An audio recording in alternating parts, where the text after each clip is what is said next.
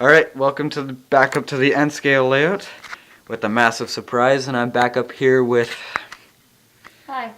my friend here who's going to be working with me on this one as well. Now, a lot has changed since I've done a video.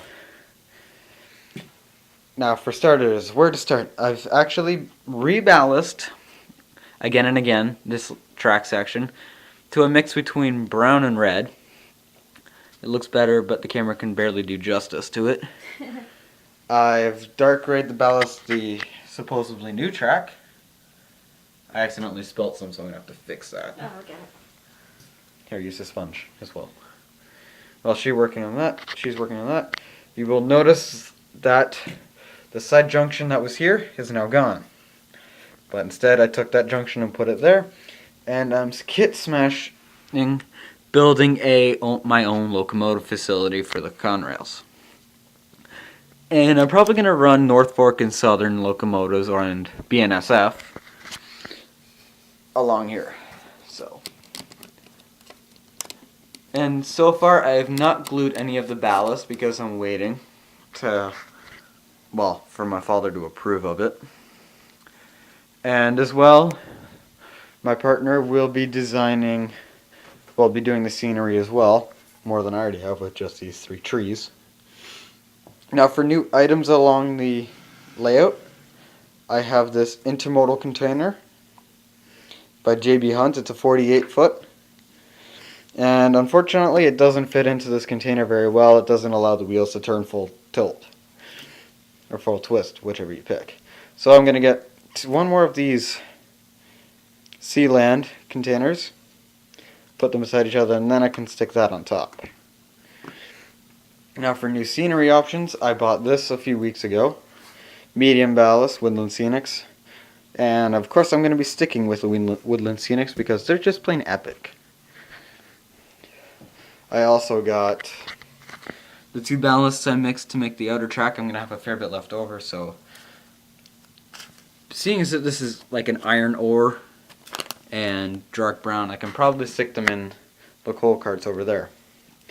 Now, I'm not too sure what to do with this because it's honestly very lightweighted, comes off the tracks easy, and it's a pain in the neck to keep on the tracks. So I'm probably going to do something with that. I'm not sure just yet.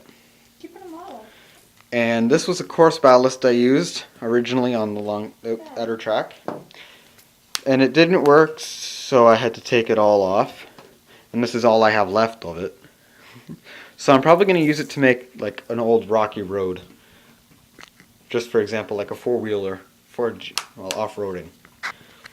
So that's some things you don't just see on a layout. So instead of having a car accident like I planned to have back there, I'm going to have an off-roading scene either there, in the middle of the city, well, back of the city, or over there. Now, another massive change, which I never pointed out, is that the tunnel is gone. It was getting very annoying, and so I decided to rip it out and put in a grade.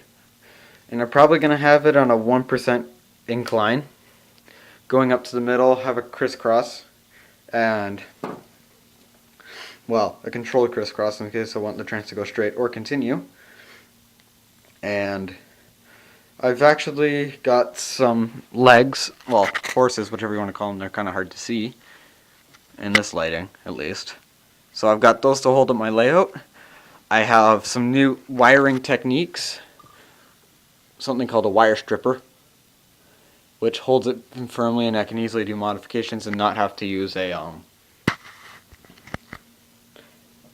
little twist-on cap things for the tracks. And we got my partner over here doing work on this area I accidentally spilt the dark gray ballast on. Does that not look better? That looks a lot better. Now if you use the sponge, just go like this. Oh. You just gotta go along it repeatedly. It's funny because that sponge was what came with my intermodal container. Now the only reason I really restarted the HO scale layout was because of the contest I won and the items I have downstairs. So, now, I'm definitely considering using BLMA's signals all throughout the layout, especially here for this section and down there for those 2 junctions. Sorry, 3. So it'll be kind of interesting to put together and figure out. Because HO has just wires connected to the tracks when it figures out the signals for conductivity. And it'll probably go full board red for that area. If the track has a metal piece put across it. Anyway, I have not got a new locomotive in a while. This little guy has done me great. So, you'll definitely be seeing some more locomotives as soon as I get the scenery section finished. Now for grass and such, I have to go under here and find it. Sorry about that. My phone went off, so I had to check it. I have this much grass.